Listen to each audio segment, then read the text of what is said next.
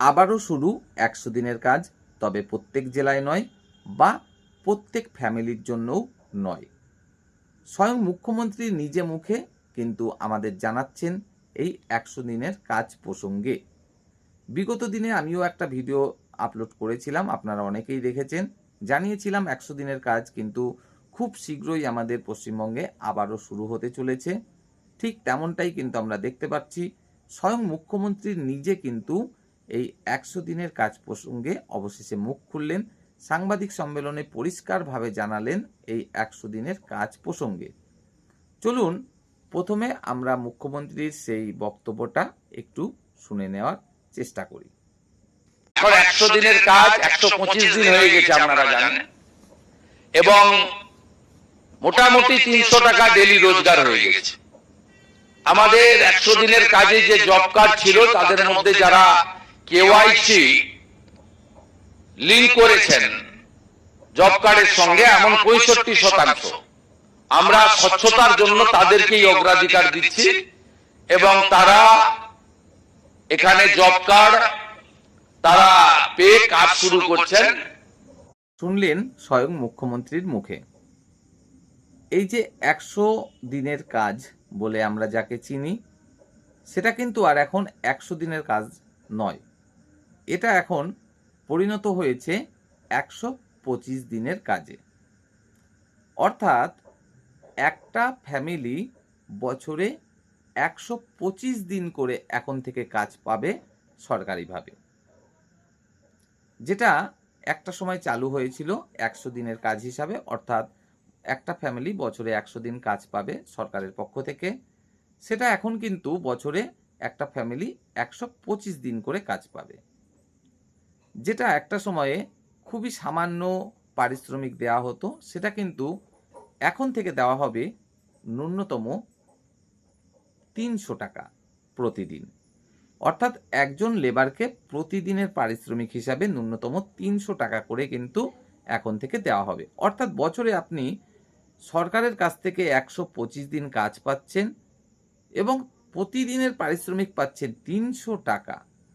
অর্থাৎ বছরে 37,500 টাকার কাজ কিন্তু আপনি পাচ্ছেন শুধুমাত্র সরকারের কাছ থেকেই। অর্থাৎ প্রতি মাসে 3,000-এর বেশি টাকার কাজ আপনি কিন্তু সরকারের কাছ থেকে পাচ্ছেন, যেটা কিনা বেশ অনেক কয়েক বছর ধরে আপনারা পাচ্ছিলেন না। কেন পাচ্ছিলেন না? কারণ এই 100 দিনের কাজ নিয়েও চলছিল নানান রকম দুর্নীতি। নানান রকম দুর্নীতির কারণেই কিন্তু এই 100 দিনের কাজ সেটা বন্ধ হয়ে গিয়েছিল।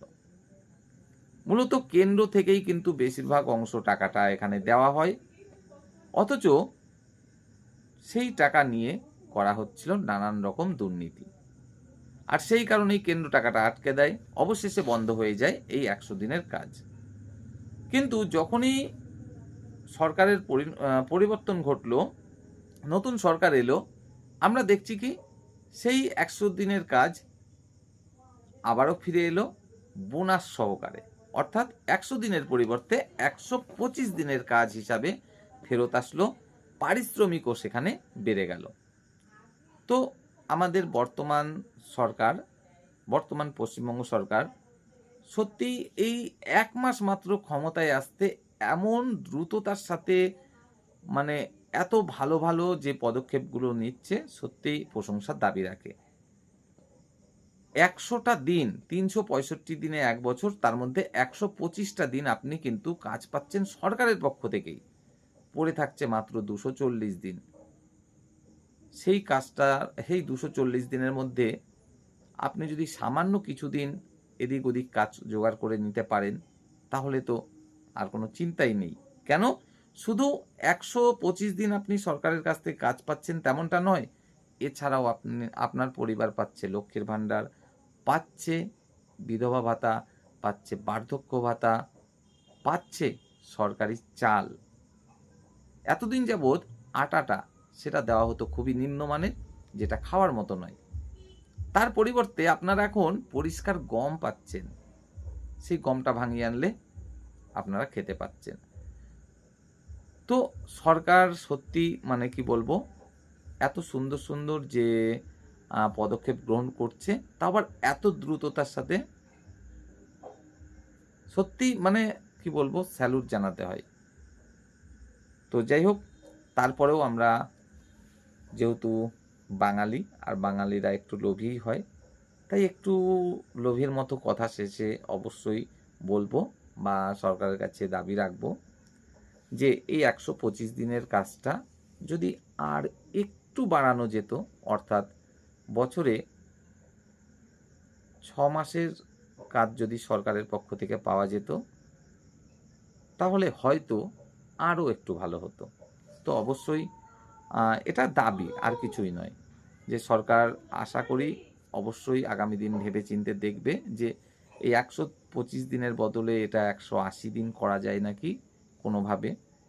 তো যদি করা যায় তাহলে কি হবে, অনেক মানুষ অনেক বেশি উপকৃত হবে এই কাজের মাধ্যমে। আরও একটা বিষয়, এই যে পারিশ্রমিক, বর্তমান বাজার মূল্য সত্যিই অনেক অনেক অনেক বেশি। একটা যে কোনো জিনিস কিনতে গেলে অনেক বেশি টাকা পয়সার প্রয়োজন হয়। তো যদি এই পারিশ্রমিকটা আর একটু বাড়ানো যায়, অর্থাৎ পারিশ্রমিকটা যদি একটু বাড়িয়ে দেওয়া যায়, তাহলে হয়তো আরও বেশি উপকৃত হবে রাজ্যের সাধারণ দরিদ্র মানুষজন।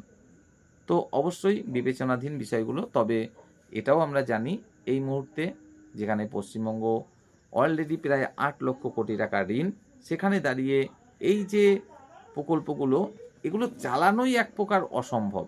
তারপরেও বর্তমান সরকার যে প্রচেষ্টা চালিয়ে যাচ্ছে কন্টিনিউ, সত্যি প্রশংসার দাবি রাখে।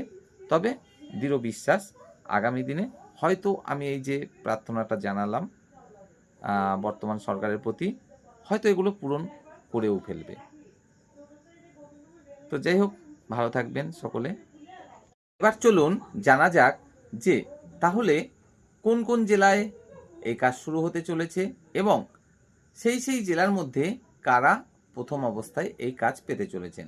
আপনারা মুখ্যমন্ত্রীর মুখ থেকেই শুনলেন যে যে সমস্ত পরিবার জব কার্ড অলরেডি KYC করে রেখেছেন, সেই সংখ্যাটা 65% মতো, এবং তাদেরকেই কিন্তু অগ্রাধিকার দেয়া হচ্ছে।